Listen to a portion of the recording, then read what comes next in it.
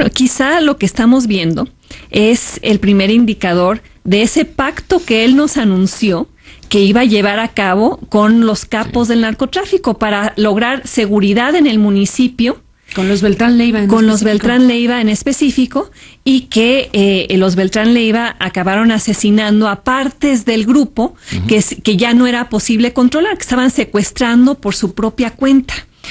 Ahora, recurrir a este tipo de métodos, Carmen, como los que está proponiendo en la práctica Mauricio Fernández, pues quizá revela el fracaso de la estrategia del gobierno federal en el combate al narcotráfico y el combate al crimen organizado.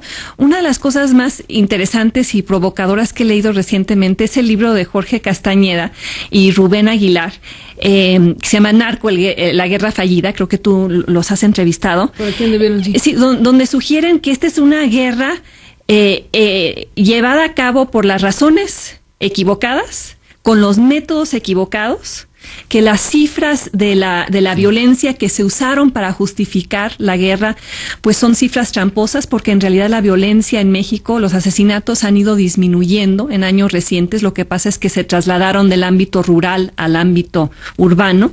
Las cifras del consumo, que también se usaron como justificación por parte del gobierno federal, no se sostienen. Y el argumento del Estado infiltrado como razón para empezar la guerra, pues el Estado mexicano ha estado infiltrado por el narcotráfico desde hace ya un buen tiempo, y que entonces pues la justificación de esta guerra emprendida por el presidente Calderón pues fue una justificación política en la que buscó pues construir una autoridad y una legitimidad exactamente que no tenía después de la elección del 2006, y que por tanto la energía se ha estado concentrando en el lugar equivocado, en combatir capos en lugar de construir una policía nacional, en combatir el narcotráfico en lugar de combatir aquello que realmente le preocupa a la población de este país, que es el robo, el secuestro y todo aquello que atañe a la ciudadanía de manera cotidiana, que no es en realidad la violencia producida por el narcotráfico.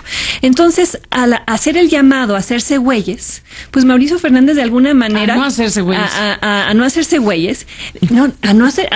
güeyes, pero de alguna manera Mauricio Fernández está sugiriendo pues que la estrategia debería ser: hagámonos güeyes frente al narcotráfico, pactemos con él para lograr lo que verdaderamente queremos, que es la seguridad, el combate a los robos, el combate a los secuestros, y que de alguna manera esa es una mejor solución que esta guerra frontal que solo genera pues daños colaterales muy perniciosos. Sergio Goyo. O sea que hay que hacerse güeyes selectivamente.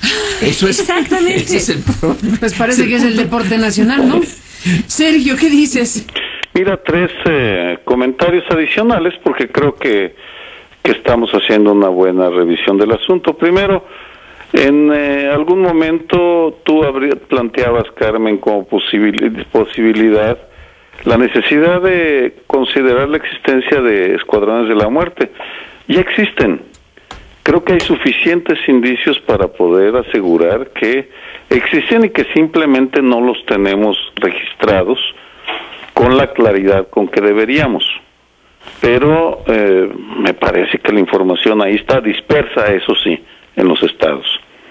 Segundo lugar, un ángulo que quisiera incorporar. Los cadáveres de los cuatro personajes, los presuntos secuestradores, fueron encontrados en el Distrito Federal. El Distrito Federal es un caso muy especial en lo que sucede en este terreno de la inseguridad y de la actuación del crimen organizado. En el Distrito Federal es la entidad en donde están presentes virtualmente todos los grandes carteles del crimen organizado. Sin embargo, pareciera existir una especie de pacto silencioso de no exagerar en la violencia desatada en las calles de la ciudad, para no llamar la atención o para no calentar la plaza, utilizando uno de los términos que se emplean en ese mundo.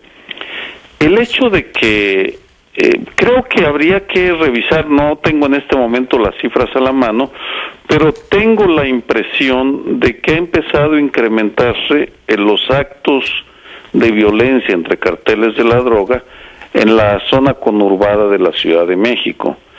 Y por tanto creo que tenemos que quisiera llamar la atención a las autoridades del Distrito Federal sobre este fenómeno. Seguramente ya lo están haciendo, pero de que tendríamos que preguntarnos, bueno, ¿qué va a hacer el gobierno del Distrito Federal frente a este incremento evidente en la violencia entre carteles del crimen organizado y ahora de escuadrones de la muerte que salen a cazar a la cacería de presuntos secuestradores, asesinos, ladrones, etcétera? En tercer lugar, como simple llamado de atención tal vez para ilustrar el colapso, la debilidad del Estado mexicano, es el silencio tan notable que he detectado. Estoy fuera de la ciudad, por tanto tal vez soy impreciso en este punto, pero no he leído que haya habido un pronunciamiento fuerte, tajante y claro de parte del Procurador General de la República, del Secretario de Seguridad Pública federales, porque pues después de todo estamos ante un hecho extraordinariamente grave. Gravísimo, sin duda. Déjenme hacer una pausa y regresamos. Bueno, nos despedimos y les pido, si les parece bien, Denise, Sergio, Lorenzo, un comentario de cómo han visto las cosas en este debate sobre el paquete fiscal 2010. Ya se aprobó en lo esencial, faltan 4 puntos que hoy el Senado va a resolver, pero bueno, ahí está todo un tema entre fiscal y político que merece un comentario. Lorenzo, ¿qué piensas? Bueno, rápidamente, esta oportunidad, las crisis, se dice, son oportunidades. Bueno, en este caso es una oportunidad perdida. La crisis no llevó a ninguna reforma fiscal de fondo. Se sigue descansando el fisco en los de siempre. Hay una definición de política de Harold Laswell que a mí me interesó mucho, que se hizo justamente en una época de crisis económica en Estados Unidos en 1935, y es que política no es otra cosa que quién consigue qué, cómo y cuándo. Y en el Congreso mexicano se vio la política más desnuda. ¿A quién le quitamos qué, cómo y cuándo? ¿Y a quién le damos las consolidaciones, exenciones, etcétera, cómo y cuándo? Aquí le cayó otra vez a los de siempre. Dice Rojas, el del PRI, hicimos una gran labor. El gobierno nos dio un paquete que era simplemente recaudatorio, nosotros lo cambiamos. ¿En qué lo cambiaron? No cambiaron absolutamente nada, es un paquete recaudatorio. Y el PRI, esta manera tan vergonzosa de apoyar el paquete, es realmente entre de niños, dan entre pena, risa. Simplemente se salieron los legisladores para abstenerse y dejar que el PAN ganara. Bueno, les faltó. Les dijeron de una manera muy fea a los la senadora la senadora sí, es lo que yo quería comentar, que es una gran frase, la aprobación maricona, así calificó la senadora Beatriz Zavala a la manera en la cual se comportó el PRI. Tuvieron la oportunidad de presentar una contrapropuesta a la visión cortoplacista, recaudatoria y recesiva del Ejecutivo y no lo hicieron.